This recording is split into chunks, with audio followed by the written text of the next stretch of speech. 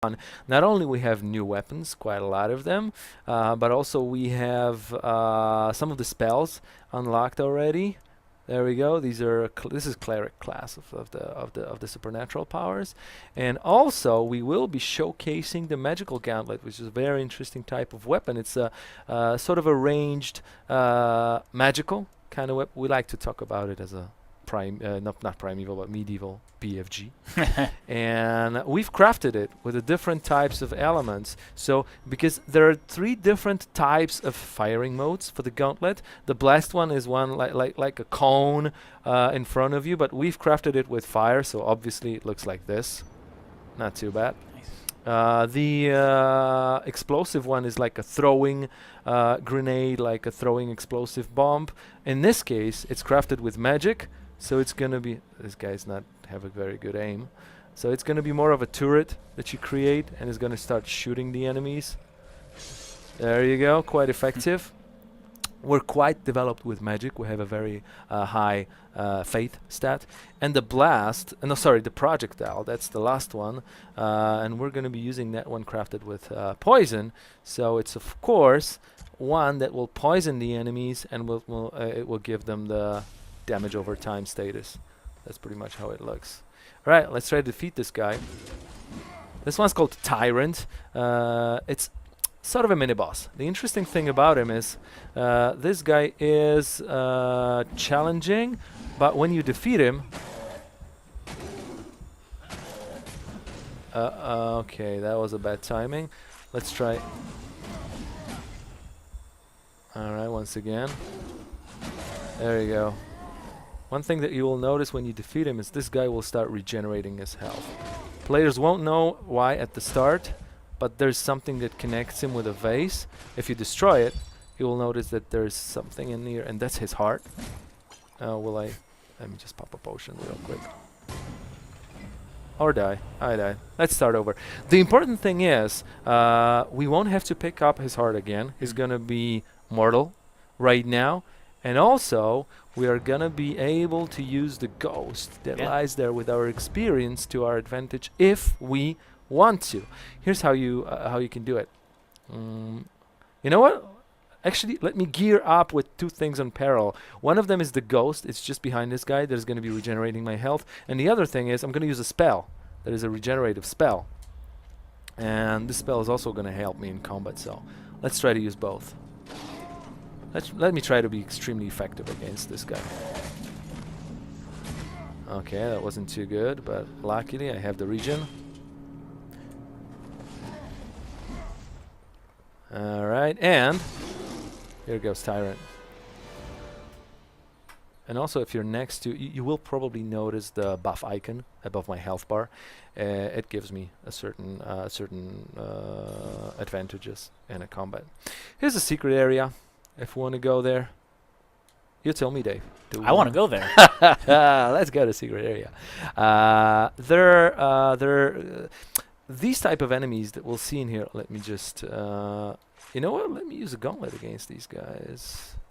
There you go. I'll use a fire one.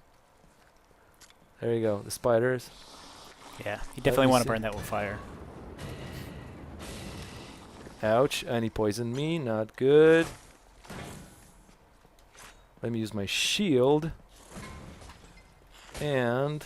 Okay, this is not good. For a moment I wanted to say that these guys are not very challenging at this stage of the game, but hey, I would lie.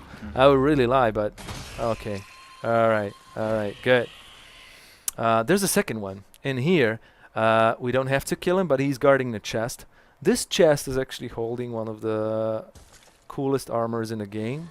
So, and he's trying to breed the small spiders. I don't really want to... Oh, once again, okay. Let's make sure we don't allow him to do that.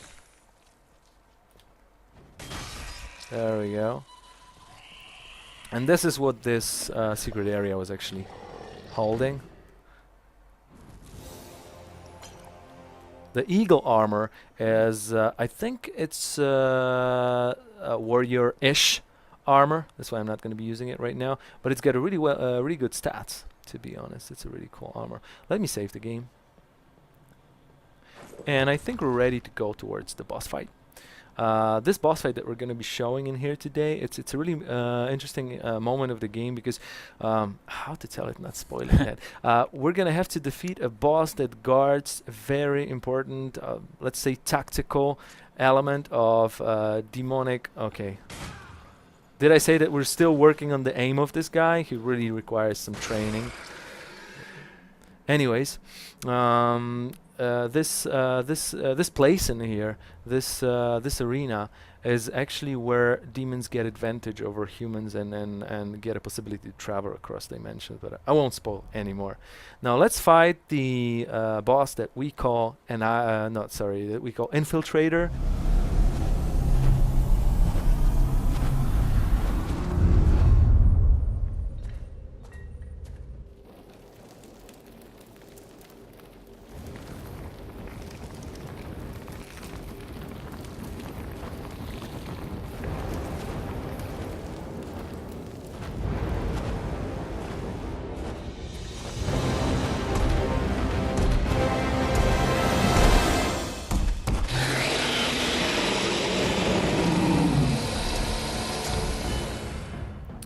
So this boss, the Infiltrator, is the guy that is guarding the passage between dimensions, the one that demons are using. And there are a couple very interesting and unique things about him. The first one, the projectile attacks that he sends can stun me. Also, we can notice that he's got, armor on his legs, or limbs I should say, I guess. It's not really a humanoid boss. If we try to hit it a couple times, yeah, there we go, we can destroy it. And he's gonna get more damage to the... Okay, it's not a good time to use a potion. Maybe now it's a better one. Okay, let's destroy the other one. I've mentioned previously that most of the bosses and lords have phases.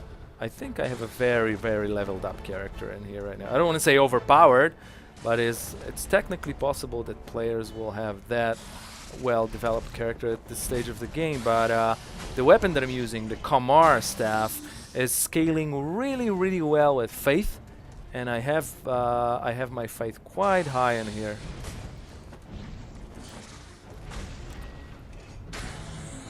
The stages of this boss fight are more about the unique feature of this boss. At a certain point, he starts regenerating himself. Here's how he's doing that. He's throwing out plants that will grow and will make like outlets for him to plug in and start regenerate his health. And also, they're more offensive plants that he spawns. And these ones will... Ouch, this is a stingy one. And these ones will actually... There you go. These ones can stun me. I don't want to step into these. Or maybe just to show how that works. Yeah.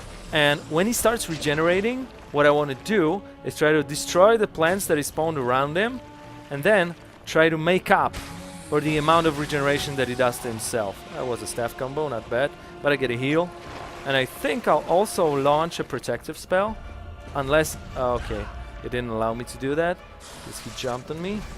Let's use the time window after this attack. Good. I just launched a shelter spell. He's starting to get into the region again. I'll use that time to maybe destroy the armor on his other leg. Or not. We'll see how that one works for me. Let's try to get it. There we go. Okay, not too bad. And I got caught by the stunning one. Let's try to get out of it. Before he plugs himself, there is a time window. I'm just waiting for him to go start marching towards the device that the plant that he spawned. That is gonna be... There you go. That is gonna be allowing him to... There you go, regenerate. And then I can try to use this time window to finish him. Maybe the leg that doesn't have armor. And... There we go. Wasn't too bad. Wasn't too bad. He actually destroys the device right now. This guy is a really interesting NPC. It's the only demon, the only roguer in the entire game that you can talk to.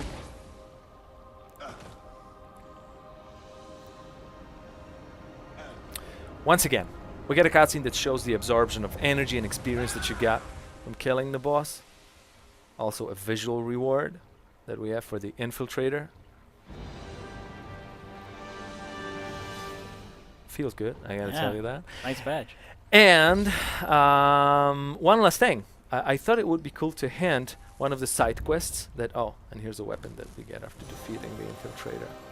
The pole sword. That's him. He's not really speaking human language. But he can actually give us a side quest. We make out of what he says what the side quest is about. Here's how it looks. Not kill Rohak. Give me a good reason.